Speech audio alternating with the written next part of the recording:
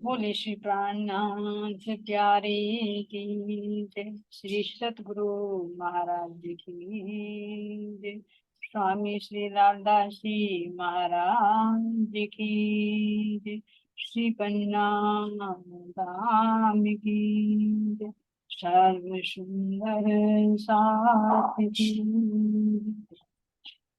बंदो सतगुरु चरण को पौरुष प्रेम प्रणाम। अशुभहरण मंगल करण धनि श्री देव चंद्र जीव श्री प्राणनाथ निर्मूलपति श्री मेहराज शुभ नाम तेज कुमरि श्यामा युगल को पल पल करूं प्रणाम। पिया जी को पल पल करूं प्रणाम। बोले श्री प्राणनाथ प्यारे की जय।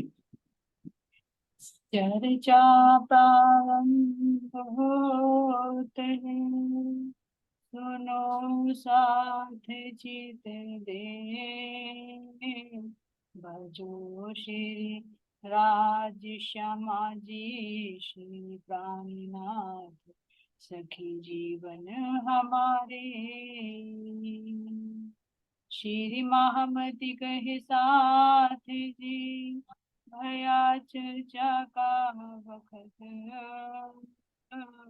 अब तुम सुनियो चित दे लाल आगे आए बैठे न तखत लाल आगे आए बैठे न तखत।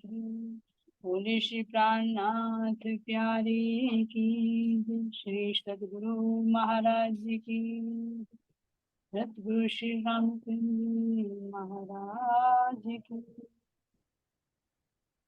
प्राणाधार प्यारे सुंदर साथी। अब सबके लिए चरण में कोटि कोटि शब्द सुंदर साथी।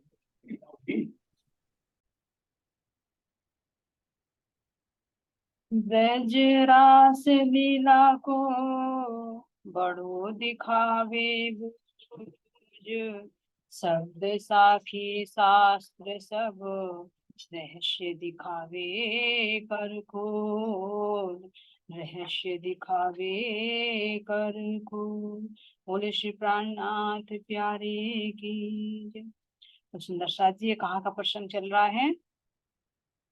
धनी देवचंद जी महाराज जी जब श्री कांगजी भाई के यहाँ पर बैठकर चर्चा करते हैं तो प्रेममयी हमारी जो ब्रज की लीला हुई, रास की लीला हुई है, तो उन सब लीलाओं का कह रहे कि भाव काढ़ काढ़ कर दिखा कि किस किस तरह से हमने ब्रज में लीला की, कैसी अवस्था में थी, कैसे श्री कृष्ण जी हमें बार बार संकट से बचाते थे, और फिर किस तरह से 11 वर्ष 52 दिन की लीला करने के बाद हम धनी जी के साथ वृंदावन में पहुंचे, जो कहाँ पर हमारा बेहद मंडल में जो हमारा केवल धाम सुंदर साथ जी, वहां पर हमारा क्या हुआ है, अखंड रात्रि। कल भी वर्णन आया है कि वो रात्रि कितनी लंबी रही सुंदर साथ जी। ब्रज में तो हमने 11 वर्ष तक प्रेममयी लीलाएं की, लेकिन 52 दिन तक का हमारा विरह रहा, और विरह में तपाकर उस प्रेम के पात्र बनाकर जब बांसुरी बजे वृंदावन में जाकर, तो क्या हुआ सुंदर साथ जी, हम उस बांसुरी की धुन को सुनकर ही अपने घर परिवार सब संसार को छोड़कर अपने प्रियतम से जाते। तो कहाँ पर मिली है कि यह स्वरूपनी, यह वृंदावन, यह यमुना तट सार घर ते तीर्थ ब्रह्मांड ते अनुभव तारतम्य के दो। ये हमारा वृंदावन कहाँ पर बना? यहाँ की मृत्युलोक में नहीं, बेहद मंडल में अक्षर ब्रह्म की बुद्धि जो केवल ब्रह्म है, उनकी अर्धांगिनी जो योग माया है, उस योग माया के भी मन पर हमारा रास लीला। तो उस रास लीला के अंदर सुंदर साथ जी, वो रास की रात्रि कितनी लंबी है, योग माया कह रहे कि मृत्यु लोक और वैकुंठ की ब्रह्मा और नारायण रास रात के बीच में ये चारों। तो इतनी लंबी हमारी वो योग माया की रात्रि हुई जिसमें हमने अपने प्रियतम अपने धाम धनी के साथ अनेक आनंद में क्रीड़ाएं की। जैसे सुंदर साथी हम चढ़ी की रामत हुई, है ना, भूलवनी की रामत हुई, लंबी छलांग लगाने की रामत हुई, गढ़ की रामत हुई, ताली देने की रामतें हुई, आम के वृक्ष की रामतें हुई, और बाद में तो सुंदर साथी अंतर ध्यान के समय किस तरह से हमने ब्रज की भी लीलाएं देखी, और उसके बाद ब्रह्मानंद लीला में कैसे डुबोकर धामधनी जब सारी लीलाएं संपूर्ण हुई तो कैसे हमें कहाँ पर सुंदर साथ जी जमुना जी के किनारे ले गए, और वहां पर जमुना जी में जल क्रीड़ा करने के बाद कैसे सुंदर सुंदर श्रृंगार किया, कैसे हमने आरोग्य की लीला की, और फिर बैठ कर वृक्षों की सघन छाया में प्रियतम ने पूछा, सखियों अब कोई और इच्छा तो नहीं, या और भी कोई इच्छा रह रही है? तो तब हम सखियों ने कहा कि बहुत प्रियतम बहुत आनंद, लेकिन एक कमी। कैसे रहा? जैसे बहुत स्वादिष्ट भोजन उन्होंने सुंदर साथ उसके बीच में थोड़ी सी कंकर आ जाए तो सारे बने बनाए भोजन को रिजेक्ट कर देते कि कंकर। इसी तरह से पूरी आनंद में डूब डूब कर हमने मानते की, लेकिन एक दर्द चुभता रहा, वो अंतर ध्यान, वो विरह का। तो तब हम सखियों ने कहा, प्रियतम लीलाएं तो बहुत अच्छी हुई, आनंद भी हर तरह से, लेकिन एक दुख है कि आप हमें लीला करते करते बार बार छोड़कर ब्रज में भी रूठ गए थे, 52 दिन तक दर्शन भी नहीं दिए, कितने तरस गए थे, और रात के अंदर भी हम कितने आनंद की मस्ती में मस्त थे, हम सोच रहे थे हर सारी इच्छाएं पूर्ण करेंगे, लेकिन आप तो ऐसे अंतर ध्यान में सब जगह ढूंढ फिरे, लेकिन आप हमें कहीं नहीं मिले। तो ये दुख इतना हुआ कि इसको मैं बता नहीं सकती। इसलिए प्रियतम अब ना मुझे फिर डर लग रहा कि आप फिर आमद करोगे, फिर अंतर ध्यान हो गया, मैं फिर दुख मिलेगा, तो अब हमें ऐसी जगह लेकर चलो जहां पर कोई दुख ना हो, हम आपसे एक पल के लिए भी ना पूछे। हमें ऐसा ब्रज और अभ्यास नहीं चाहिए जहां पर आप अंतर ध्यान ऐसे घर लेकर चलो। तो हम रास खेलकर सुंदर साथी किस प्रकार अपने घर पहुंचते हैं, लेकिन तामसिक सखियों की इच्छा थोड़ी पूरी हुई थी। तो धामधनी बता रहे हैं सतगुरु देवचंद जी महाराज जी की तामसिकों की इच्छाएं पूर्ण नहीं हुई, तो इस कारण ये तीसरा ब्रह्मांड फिर। तो इस तरह से धनी देवचंद जी महाराज जी गांधी भाई के घर में बैठकर कितने प्रेममयी आनंद में डुबो डुबो कर सुंदर साथ को उन रामतों का वर्णन सुना, और सुनाते सुनाते सुंदर साथ जी जैसे हमारे रास के रामते हैं, उनके सुंदर साथ को प्रत्यक्ष दर्शन भी होते, क्योंकि आड़ी का निदान जैसे कभी माखन दूध भिगोने की आवाज आती, कभी दूध दुहने की आवाज आती, तो इसी तरह से जैसे यमुना जी प्रकट करके दिखाई, इसी भांति रास की रामतों का भी प्रत्यक्ष दर्शन करते। तो ऐसी आड़ी का लीला कर रहे हैं, और कौन करे सुंदर साथ जी? देवचंद जी महाराज जी के हृदय में बैठकर आवेश रूप से राज्य महाराज जी ही कर रहे हैं, वे ही बता। तो इस तरह से सुंदर साथ जी ये रास की रामतो का ब्रज की लीलाओं का सब शास्त्रों की साक्ष्य सुंदर साथ जी। ये नहीं ब्रज और रास बता दी तो कोई मन घड़त बता दी, नहीं, क्योंकि सृष्टि रचना से पहले सारे वेद शास्त्रों के अंदर जो साक्षियां दी थी, उन साक्ष्यों को खोल खोल कर समझाते।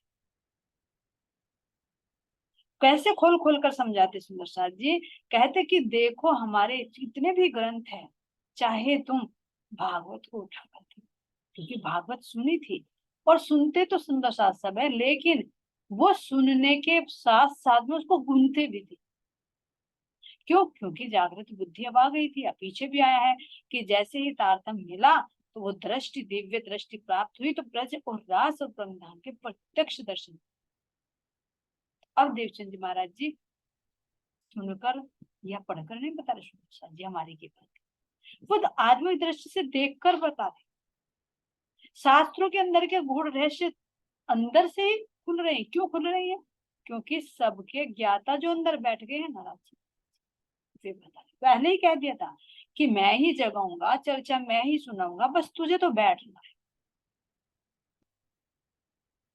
तो यहाँ पर सुंदर साथ जी श्रीमद् भागवत के जो रहस्य हैं, उन रहस्यों को खोल खोल कर दिखाते कि देखो कैसे जो अध्याय तीसरा है भागवत का, कि उसमें कैसे सृष्टि रचना की उत्पत्ति हुई है, उसका भी भेद बताते, जिसको आज तक कोई खोल नहीं पाया। 10वें स्कंद में चलते हैं तो उसके जो सुंदर साथ जी ब्रज और राज की लीलाएं हैं, उसमें जो आंकड़ियां हैं कि श्री कृष्ण जी की जो त्रिधा लीला है उसके पीछे क्या रहस्य है। आखिर वे श्री कृष्ण जी जो राधा से इतना प्रेम करते थे, वे छोड़कर कैसे गए, क्यों गए, क्यों रुक्मणी से शादी की। कोई यहाँ के आम इंसान की भांति थोड़ा ही है कि धोखा दे दिया, उसके पीछे क्या कारण, वो खोल। किस तरह से सुंदर साथ जी विरह करने वाली वेद ऋचाएं कौन सी है, कंस का वध करने वाली शक्ति कौन सी है, ब्रज में लीला करने वाली शक्ति कौन सी है। तो श्री कृष्ण जी के अंदर जो त्रिवेद भेद रहस्य छुपे हुए हैं, उन रहस्यों को खोलने के साथ साथ में भागवत के रहस्य भी खुल जाते। चाबी तो यही है सुंदर साथ, जब तक श्री कृष्ण जी की त्रिधा लीला नहीं समझ में आती, भागवत का भी रहस्य नहीं खुल पाएगा। और यही कारण होता है सुंदर साथ जी, बहुत देखा है हमने, आश्रम में भी गए, शेरपुर में भी गए, सुंदर साथ नाम लिए होते हैं, लेकिन फिर भी अगर उनके भजनों के माध्यम से, कहते हैं ना सुंदर साथी कि भाषा से पता चल जाता है, जैसे कौवा और कोयल काली होती, लेकिन भाषा से पता चल जाता है, बोली से पहचान। इसी तरह सुंदर साथ जी उसकी सुंदर साथ के भी वचनों से उससे जागृति का अनुभव किया जा सकता है। तो देखा है भजन गाते श्री कृष्ण जी के हैं, लेकिन कहाँ गाते, विष्णु रूप श्री कृष्ण जी के गाते, तो उनसे बड़ा दुख होता है। अरे परम धाम की वो आनंदमय राम थे, जिनको गाने से कितना आनंद प्राप्त होता है, कहाँ जो काल माया में होने वाली लीला जिसको सब संसारी लोग जानते हैं, उसको गाते, तो फिर अंतर क्या है, क्यों, इसका कारण क्या है कि मान लेते हैं कि हमारे प्रियतम श्री कृष्ण जी हैं, अब ये नहीं पता श्री कृष्ण जी तो हैं, लेकिन लीला त्रिविध, नाम एक है सही पर लीला त्रिविध। आखिर श्री कृष्ण जी हैं तो कौन से की बात कर रही है, परमधाम वाले हैं जो आवेश रूप से आए हैं उनकी बात कर रही हैं, या जो बेहद मंडल में अखंड है उनकी बात कर रही हैं, या विष्णु रूप से जो अवतार लेकर आए हैं किनकी बात कर रही हैं। तो ये क्या होता है सुंदर साथ जी, जब तक ये त्रिधा लीला समझ में नहीं आती धामधनी की मेर से, तब तक भागवत के भी रहस्य खुल नहीं पाते। इसलिए बड़े बड़े जितने भी ज्ञानी हुए ना, देखा अभी पीछे भी सुना, जो हरजी व्यास के यहाँ कांजी भाई के यहाँ पर कांजी भट्ट जो है कथा सुनाते हैं, लेकिन उनका प्रश्नों का उत्तर वे भी नहीं दे सकते, वे भी नहीं भागवत के रहस्य खोल देते। तो कांजी भाई ने कहा कि जो तुम बात सुनाते हो मुझे, ऐसे तो हमारे गुरु जो कांजी भट्ट वे भी नहीं बताते, तुम कहाँ चर्चा सुनते हो, ये तो बताओ तुम कहाँ से ये रहस्य लाते, क्यों, क्योंकि उनके सामने श्री कृष्ण जी की जो त्रिधा लीला के भेद हैं वे सारे खुल जाते हैं, चाबी मिल गई। तो इस तरह से सुंदर साथ जी जितने भी हमारे भागवत के अंदर जितनी भी आंकड़ियां हैं, उन सब आंकड़ियों को धामधनी खोल खोल कर समझाते कि आखिर क्या राज छिपा है इस भागवत के, कैस कहाँ की पाती नहीं है। सुनते सुनते सुंदर साथ जी वाणी की तो बात छोड़ो, रास तो बहुत, जो रास ग्रंथ है ये तो पता ही कहाँ की वाणी है, लेकिन भागवत का जो रास लीला के 5 अध्याय हैं, उनको सुनकर भी अच्छे अच्छे ज्ञानियों के अंदर बाहर की बुद्धि प्रवेश कर जाती।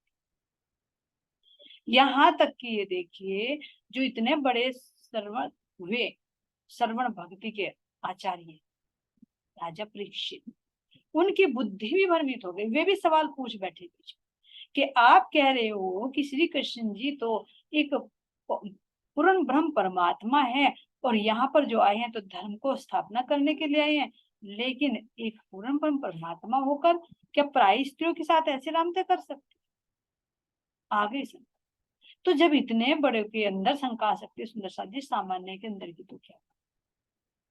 तो ये लीलाएं कोई देहिक स्तर पर नहीं है, ये आत्मा से परमात्मा की लीला है, जिस रस का वो अनुभव करते। तो ये सब धामधनी सतगुरु महाराज जी हम जैसे आत्माओं की सूरता को खींचकर उस रस का अनुभव कराते, बाहर की बुद्धि पर ताला लगा देते, क्योंकि वो आवेश से जुड़ती, और आवेश से जुड़ती तो वो प्रत्यक्ष लीला का अनुभव भी होता। इसीलिए मन में कोई शंका उत्पन्न नहीं। तो इस तरह से सुंदर साथ जी, ये जो भागवत है, भागवत के अंदर जितने भी आखिरियां वे सब खोल खोल कर समझाते। और जो सुंदर साथ जी, जो अगर हम देखें, जो भागवत, श्रीमद् भागवत गीता है, वो श्रीमद् भागवत गीता में भी जो 3 पुरुषों का वर्णन आता है, क्षर, अक्षर और अक्षर, इनके भी भेदों को खोल खोल कर समझा। ये सुंदर साथ जी, ये चौपाई छोटी मोटी नहीं है। अगर यही बीतक की चौपाई को अगर पूर्ण रूप से खुलासा करे ना, तो पूरी बीतक खुल जाएगी इसके। कह रहे हैं चौपाई में, ब्रज रास लीला को बड़े दिखावे बोझ, शब्द साखी शास्त्र सब रहस्य दिखावे करो। तो इस चौपाई का बहुत गहराई से विचार किया जाए तो ये पूरी वाणी को खोल, क्योंकि इसके अंदर सब कुछ समाहित। तो ऐसी कौन सी चीज बच रही थी धनी देवचंद जी से जिसका वे वर्णन नहीं करते थे, पूर्ण खुलासा करते थे, क्योंकि धाम धनी उनके अंदर विराजमान थे। परम धाम की हमारी श्री मोर श्यामा महारानी थी। धाम धनी ने खुद उनको आवेश दिया। श्री सुंदर बाई श्री श्यामा जी अवतार पूर्ण आवेश दियो आधार, ब्रह्म सृष्टि मिने सिद्धार श्री धाम धनी जी की अंगना नार। अब सुंदर साथ जी अगर ये कहे कि धनी देवचंद जी महाराज जी के अंदर पूर्ण जागृति नहीं थी, तो ये भी हमारी अज्ञानता है। थी, पूर्ण थी। जैसे मोहम्मद साहब जी 30-90 हरफ सुनकर आए, लेकिन उनपे इख्तियार था कि तुम्हें 30,000 कर्म कांड के जाहिर करना है, और 30,000 हकीकत के तुम पर इख्तियार है। तुम पात्र चाहो तो खोल दो और नहीं तो गुप्त रखो। और 30,000 सुने तो जरूर, लेकिन वे उनकी जुबान पर नहीं चढ़ पाए। क्यों नहीं चढ़ पाए? क्योंकि उनको ग्रहण करने वाला भी कोई नहीं। और ये धामधनी ने पहले ले रखा था कि एकदम अंदर का राज नहीं खोला जा सकता, धीरे धीरे ही प्रोग्रेस। तो इसी तरह से सुंदर साथ जी, ये जो 3 स्वरूप दिखाए, साहेब के संसार में आए 3 स्वरूप, कुरान यो कहवे सुंदर रूप अन। तो ये 3 स्वरूप जो बसरी, मलकी और हकी धामधनी ने पहले ही दिल में ले लिया था कि मुझे इस तन से इतनी लीला करनी। तो धामधनी जब अंदर बैठे हैं तो क्या पूर्ण जागृति नहीं हो सकती? हो सकती। लेकिन ये धामधनी का हुक्म था, उनके दिल की इच्छा थी कि मुझे अभी इस तन से इतना कार्य करना है, जो तन धनी देवचंद जी का चुना है। तो खोल तो पूरा सकते थे, लेकिन धामधनी का हुक्म नहीं था, क्योंकि परम धाम में आ गया था कि मेरी श्यामा महारानी खेल में जाकर 2 जामे धारण कर। तो इसलिए कह रही है सुंदर साथ जी कि मूल स्वरूप बीच धाम के, खेल में जामे 2, हरा उल्ला सफेद गुदड़ी, ये रूह अल्लाह के दो, ये श्यामा महारानी के 2। तो अब ये देखिए, जब राजी महाराज जी ने ही दिल में ले लिया, तो उस तन से पूर्ण खुलासा कैसे हो जाए? और पूर्ण जागरूकता भी नहीं होनी थी। तो जो एक चौपाई आती है सुंदर साथ जी कि श्री श्यामा जी, श्री देवचंद जी देखिए, दिल के दीधो माई, ब्रज राज धाम की, पर जागने की सुध ना। तो अगर हम इसको लेके जागने की सुध नहीं, यानी देवचंद जी महाराज जी अधूरे हैं, तो इसका मतलब ये नहीं निकलता अधूरे नहीं है, वो हुक्म ही इतना कार्य करा रहा है उनके से। नहीं तो वो ही श्यामा महारानी, वो ही राजी महाराज जी, जो अब देवचंद जी महाराज जी के तन से लीला कर रही है, वो ही फिर इंद्रावती जी के हृदय में विराजमान क्रिया कर। तो तब भी तो श्यामा जी खोलेगी। इसीलिए तो इंद्रावती कह रही है कि ए रसना में, ए वाणी में रसना मेरी श्यामा जी की पिलावत रस रब का। तो ये कारण बना खेल में सुंदर साथ आने के, किस तन से कितनी लीला होनी है। ये नहीं कि हमारी देवचंद जी महाराज जी अद्भुत थे। बस हुक्म था कि हकीकत और शरीयत के 30,000 हरफ ये खुलने थे, और 30,000 जो मार्फत के थे, वे अभी इंद्रावती जी के चोले में बैठकर उसको वे खोलेंगे भी। तो ये खेल में जैसे जैसे हुक्म हुआ वैसे वैसे लीला होती चली गई। तो इसीलिए सुंदर साथ जी कह रही हैं, अगर अधूरे होते तो फिर परम धाम की कैसी वास्तविकता बता? क्या परम धाम के भी सुंदर स्वरूप का वर्णन नहीं किया? जब मूल स्वरूप हृदय में बैठ गया तो कौन सी बातें बची होती है, तो परम धाम बन गए। लेकिन अभी धामधनी उस तन से इतनी ही लीला कर रही हैं कि हकीकत का ज्ञान अभी प्रकट करा है, और कह रहे हैं कि जो गीता के अंदर हो चाहे श्रीमद् भागवत के अंदर हो, जितने भी रहस्य छिपे हुए उन गूढ़ रहस्यों को खोल खोल कर सुंदर साथ को समझाते, कोई शंका नहीं अधूरी रहे।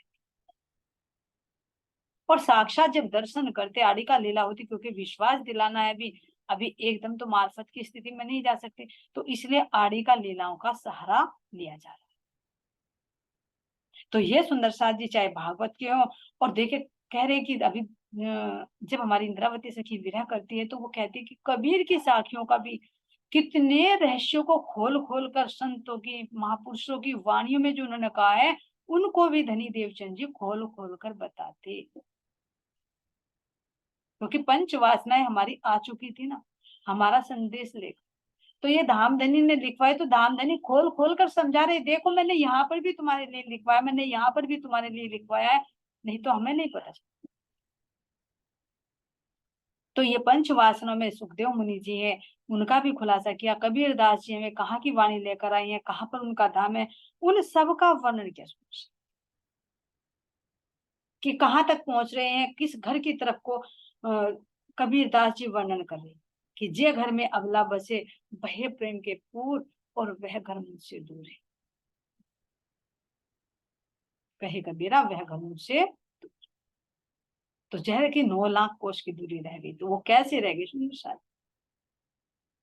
सबलिक और केवल में 9 लाख की तो दूरी है, जैसे हमारे परम धाम में अक्षरधाम और रंग महल की। तो यहां तक कि उन्होंने खोल खोल कर दिखाया कि ये कहाँ की साक्षी दे रहे हैं। तो चाहे कबीर की साखी हो, चाहे किसी के भी ग्रंथ हो, चाहे कुरान ही क्यों नहीं सुंदर साथ जी, कुरान के अंदर भी जो साक्ष्यां लिखी हुई थी उन सब साक्ष्यों को खोल खोल कर कि देखो कैसे 6 दिन की लीला का वर्णन है, तो 6 दिन की लीला हमारी है ये। अरे जो कह रहे हैं कि रास खेल का है बराबर श्याम, ये जो मोहम्मद साहब है ये हमारे लिए संदेश लेकर, हमारे श्याम जी हैं ये। एक एक लीला को खोल कर दिखाया, एक एक संकेत जो उसके अंदर छिपे हुए हैं कि याद करो जो कुरान में हुद तूफान है, नूह तूफान है, ये घटनाएं हमारे साथ हो चुकी, ये हमारी लीलाएं हैं, केवल भाषा का अंतर है।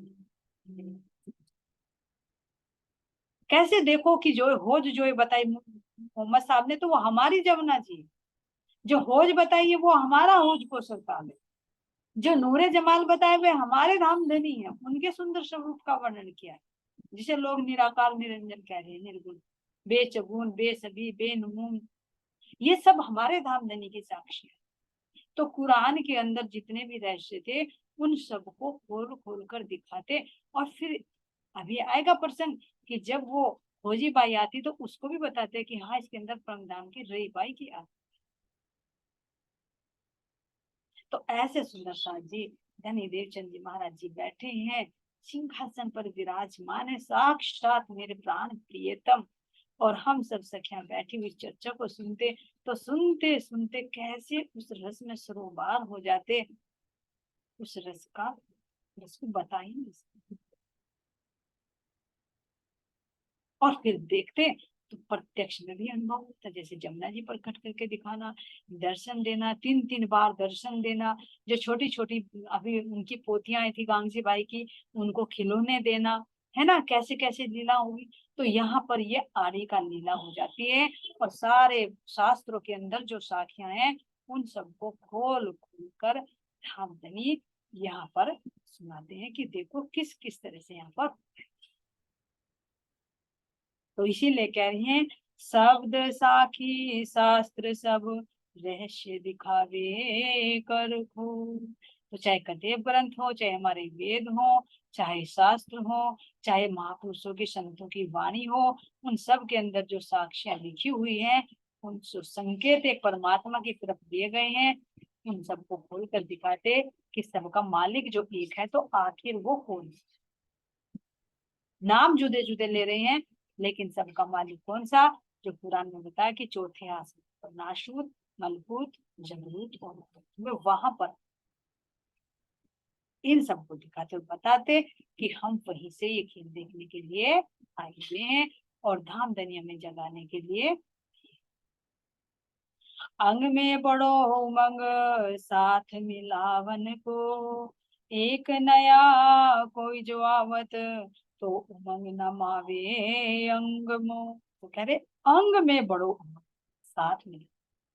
तो ऐसे सुंदर साथ जी जब धाम धनी इतनी प्रेममयी लीलाएं करते, इतनी चमत्कारिक लीलाएं होती, तो कितनी जल्दी प्रचार फैलता। चमत्कार की लीला बहुत जल्दी फैलती।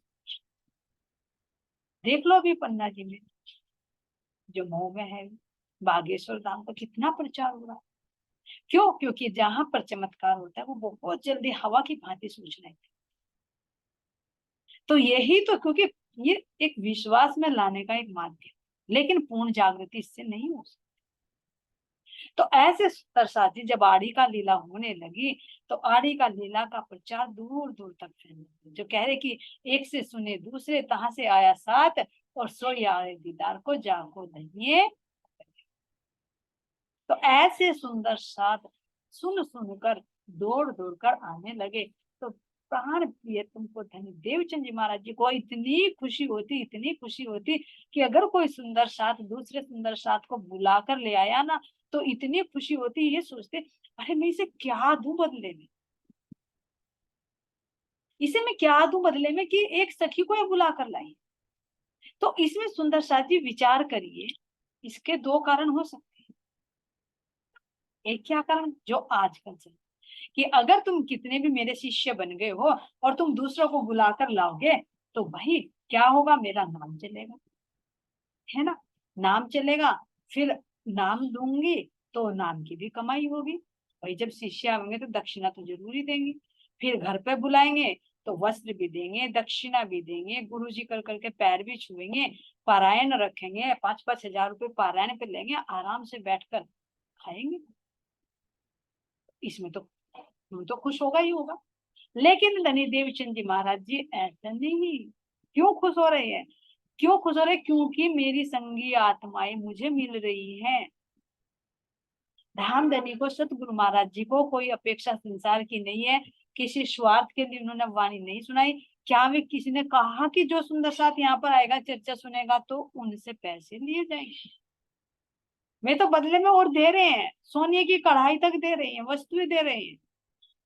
क्यों दे रहे हैं सुंदर साथ जी? ताकि मेरी बात धाम की जो आत्मा है ना, वे जल्दी जल्दी आ जाए और अपने घर पहुंचे। तो एक अपना तो होता है, एक अपना स्वार्थ होता है। स्वार्थ की खुशी अलग होती है, और जो अपनेपन की खुशी होती है वो अलग होती है। जैसे यहाँ पर देखिए, कोई अपने परिवार का सदस्य अगर कहीं पर गुम हो जाए, है ना, और कहीं हम गए हुए वो गुम हो गया, कोई उसको ले आकर ढूंढ कर दे दे, उसको कितनी खुशी हो। यहाँ तक कि देखो इनाम भी कर देते कि भाई तुम्हें मैं इतना इनाम दूंगा। क्यों? क्योंकि अपना है ना। तो इसी तरह से हम सब रूहें अपनी श्यामा जी की है, अपने प्रियतम की है। तो बुलाने वाले तो प्रियतम ही है। अभी कह दिया था कि मैं ही बुला कर लाऊंगा, कहा था कि कैसे ढूंढेंगे इतने बहुत सागर में, मैं मेरे हुक्म से आएंगे और मैं ही चर्चा सुनाऊंगा। तो अब ये देखिए कि उनके हुक्म से ही आ रहे, लेकिन शोभा सखियों को दी जा रही है। और उस सखी पर भी इतने खुश होते हैं कि तू अपनी संगी आत्मा को बुला कर लाई, तो तुझे मैं क्या इनाम। तो जो परम धाम में वादा किया था ना कि जो मैं भूलो तो मुझे तुरंत दियो, बताए जो तू भूले तो मैं पल में दूंगी तुझे जगह। और करवाने वाले कौन है? राजी महाराज जी। शोभा किसको दे रही है? हमारा।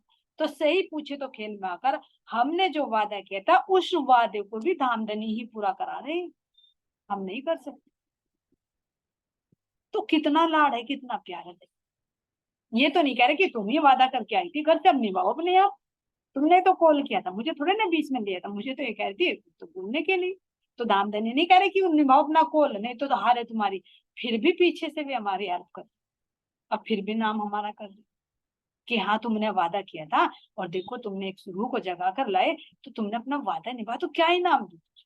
लेकिन करने वाले कौन? संकेत में दे दिया था अभी धनदेवचंद जी को, कहा कि तू बैठ, मैं ही चर्चा करूंगा, मेरे ही हुक्म से संख्या आएंगी, मैं ही जागृत करूंगी। तो करने वाले कौन है?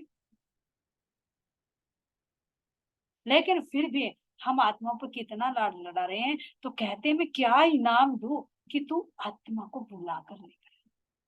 तो सुंदर साथ जी सही मायने में देखे तो करने वाले तो राज्य महाराज जी, लेकिन फिर भी एक कोशिश अपनी तरफ से भी करें, करवाने वाले भी। लेकिन कुछ तो हाथ पैर मारने पड़ेंगे। तो सबसे बड़ी सेवा यही है कि किसी भूले भटके को ना एक सत्य मार्ग पर लाया जाए। सबसे बड़ा गुनाह वो होता है कि किसी को गलत मार्ग पर ले जाना, और सबसे अच्छा कार्य क्या है कि किसी को सत्य मार्ग। हर एक को अपना बड़ा लगता है, हर एक। लेकिन महाराज जी कह रहे कि बड़ा तो वो होता है जिसकी साक्षियां हर शास्त्रों में लिखी हुई है। सबके गुरु बड़े होते हैं, सबके गुरु अपने लिए मोटे होते हैं, लेकिन मोटा तो वो होता है जो सबकी साक्षियों से साबित हो जाए। तो कोई इसमें अपना स्वार्थ नहीं है कि हम सुंदर साथ को अगर ये कहे भाई तू निजानंद संप्रदाय में आ जा, तू तारतम मंत्र ले ले, तो इसमें हमारा अपना कोई स्वार्थ नहीं है, उसी का ही भला है। तो ये देखे सुंदर साथ जी, ये कैसे एक उदाहरण से समझे कि मान लीजिए कोई कारागार में है, बंद है जेल, उसके रिश्तेदार उससे मिलने के लिए है ना, कोई जा रहा है तो फल लेकर जा रहा है, भाई मिलाई पे जा रही है, कोई जा रहा है धन लेकर जा रहा है, चलो भाई उसको धन दे तो वहां पर जरूरत पड़ेगी, काम से बच जाएगा, अपना खाना बनाना कुछ खा लेगा। कोई धन लेकर जा रहा है, कोई फल लेकर जा रहा है, कोई वस्त्र लेकर जा रहा है, कोई कुछ लेकर जाता है। लेकिन एक बंदा ऐसा जाए कि उसको वो जेल से ही छुड़ा दे, तो कौन सी सबसे बड़ी सेवा सुनो? जो उसने पैसा दिया फिर भी पड़ा तो बंधन में, उसने यूज कर लिया फिर खत्म हो जाएगा। फल दिए या वस्त्र दिए, है तो जेल में ही, कारागार में ही तो है ना, कब तक पूर्ति होगी? कुछ दिन के बाद फिर समाप्त हो जाएगा, फिर वही के वही बंधन में। लेकिन सबसे बड़ा साथी कौन सा है? जो उस जेल से उसको निकाल। क्यों? क्योंकि बाहर आकर वो अपने भोजन की भी, अपने वस्त्रों की भी, अपने फल की भी, जो भी जरूरत की चीज है उन सब की पूर्ति वो कर लेगा और एक सुखी जीवन जी। जो एक बंधन है उससे छुटकारा।